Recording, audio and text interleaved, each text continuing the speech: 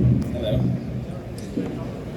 So, in short, factories of the future, yeah.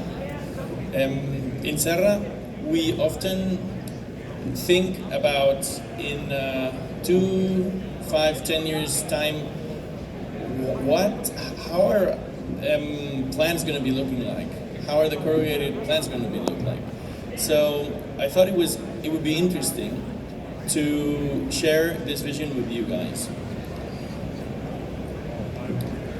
Serra in our mother tongue means the saw, and apparently my ancestors were named because they were woodworkers, and I like to think that some of their abilities have carried over genetically, I hope. I don't know, we'll see. But the thing is that when we see these tools in Serra, we imagine the different things that we can actually do with it, right? But actually, my grandpa's tool was not in the wood sector, was in the metal sector. I still remember when he showed me how to use a file. I would be probably 5 years old, going to the factory ready, just playing around really. And he would say, okay, I think you're old enough, let me show you. And he's like, okay, you have a handle, you grab it tight. The other hand, you have to put it on the top, and you always push forward, right? And for some reason, this phrase stuck in my mind for until today, right? And when we look at these tools, we imagine products like the Serra, that you all guys know. All the machine manufacturers are putting them by default. You can retrofit machines also, and it actually saves productivity, time. It increases your production in the machine, right? So why do we do all of these things? Like a great president once said, we do these things not because they're easy, but because they are hard. And we actually grow with the challenges that you guys present to us. And I would like to a little bit explain what I feel in the generational changes that occur in our family business. My grandpa was good with iron tools. Additionally, my parents' generation, they improved. There's been a lot of electronics, motors. And in our times, in our generation, the AI is going to shape the future. And so I would like you to go in a video journey with me to see.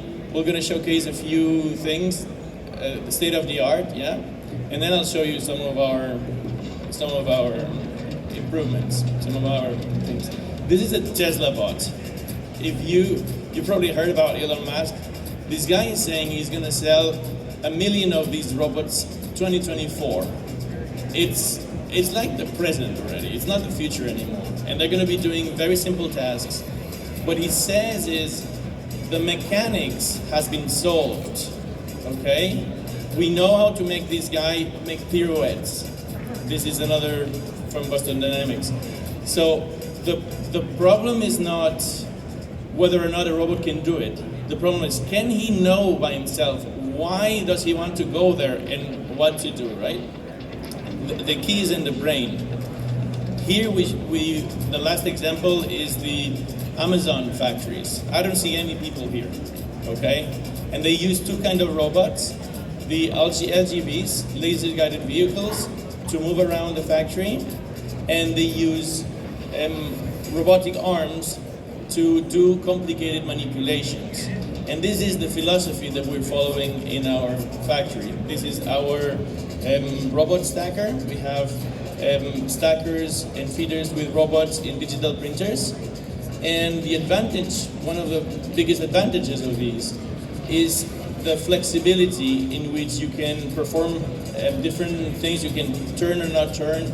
And the layout of a plant sometimes restrains this kind of implementations. Here you can see our, let's say, Roomba robot. Mm-hmm. This robot, what we see coming up in the future is factories that are open, that have open spaces, less conveyors here and there, robot LGVs delivering sheets. And this is a very special robot because it doesn't only have the typical 360 degrees of laser, it also have a full view of the environment. So laser is at the ankle level. We have a full vision of a point cloud that is generated by 6 stereo vision cameras that show us what's in front, what's behind, what's on the sides at all times, and we can react in real time. Yeah. So in here you see the technology used. This robot is completely autonomous, no need for marks on the floor, for burying cables or anything. And then we have this other robot using the same technology, SLAM, simultaneous localization and mapping. That follows in our concept of you have to take care of the transportation of 2 different things in your plant. The sheets on one side, and on the other side, the tools to make them run.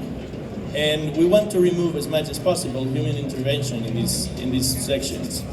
In here you can see our automated die storage in Syca, Ohio, that we've recently installed.